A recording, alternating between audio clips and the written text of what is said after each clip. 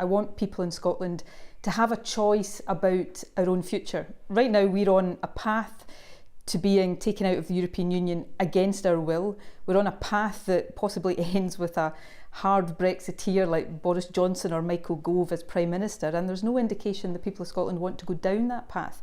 So if we're not to have it imposed upon us, then we must have a choice of an alternative. I want that alternative to be as an independent European nation, but it should be for the people of Scotland to decide our future, not have it decided for us. So why don't you do something more serious than just a bit of window dressing, which is ultimately all this is, isn't it? Why don't you just ask for the power to hold a referendum? Well, it's not window dressing, it's a necessary part of the process. We had to legislate in 2014, we have to legislate again. So we've got to get this done, otherwise a referendum wouldn't be possible. Now, the issue of the transfer of power, I said we would intend to negotiate that, but you know, there's not really a UK government that is functioning at the moment. We don't know who the Prime Minister is going to be. So I've judged that rather than waste time on a UK government that's in meltdown and chaos right now, we're going to go on and do our bit of the process, and then we will come to that in due course. The reality is it not, that your timing will be based on the polls showing that you can win this thing. You're not going to go until they do, and at the moment they don't.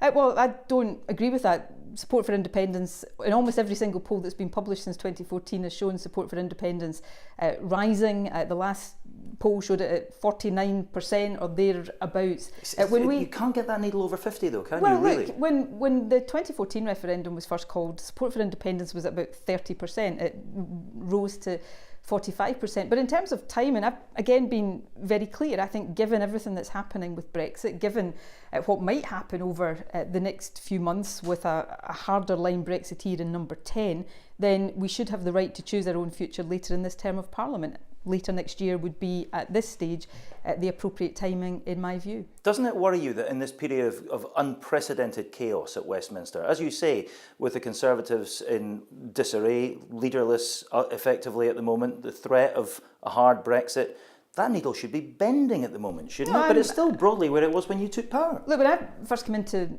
politics many years ago, if you'd ever told me support for independence would be at 45% and getting close to a majority, I would, have struggled to believe that that was possible. It is possible.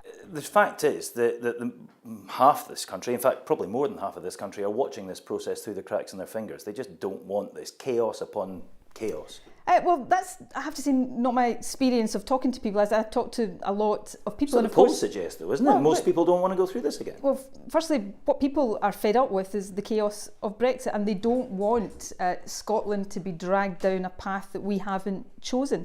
Now, I think 1 in 5 say they want to go on your time frame. Well, look, the polls that ask this question show that a majority of people in Scotland do want another independence referendum. You're absolutely right, there are differences of opinion over time frame. My job is to say why it is important that we don't leave it so late that we end up having significant damage done to our interests by the direction we're being taken in by Westminster government. The secret for you to all this, I suspect, to unlocking all this, might be a right-wing Tory government, the threat of a hard Brexit. You must be privately, quietly, salivating at the prospect of Boris Johnson in number 10. There is no part of me that wants to see Boris Johnson in number 10. Really? He would get you where you want to be, you think?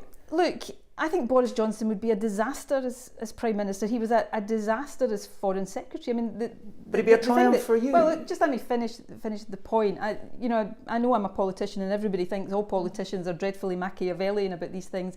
I don't want to see damage done to my country. I don't actually want to see damage done to the UK. Brexit has trashed the UK's international reputation, as well as seriously damaging its economy and other aspects of society. But the next biggest thing that has damaged the UK's international reputation in recent years has been Boris Johnson's ridiculous tenure as Foreign Secretary. And the idea that the Conservatives could contemplate making him Prime Minister beggars belief. So I don't want that.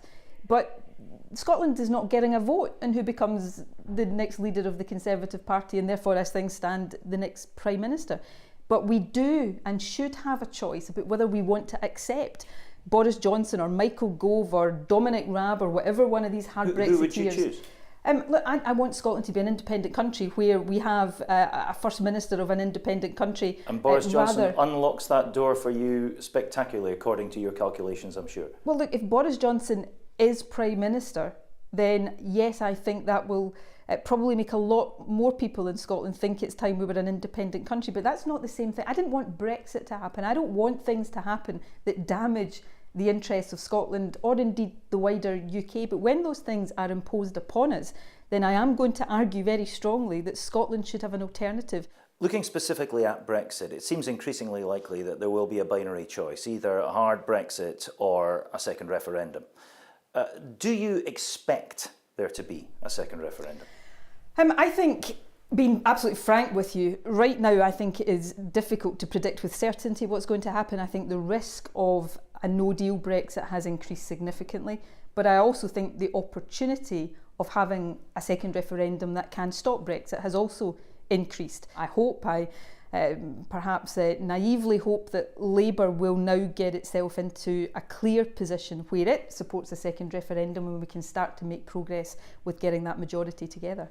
Painting the scenario that Brexit does happen, you're determined to stay within Europe. That is your deep desire to keep Scotland within Europe.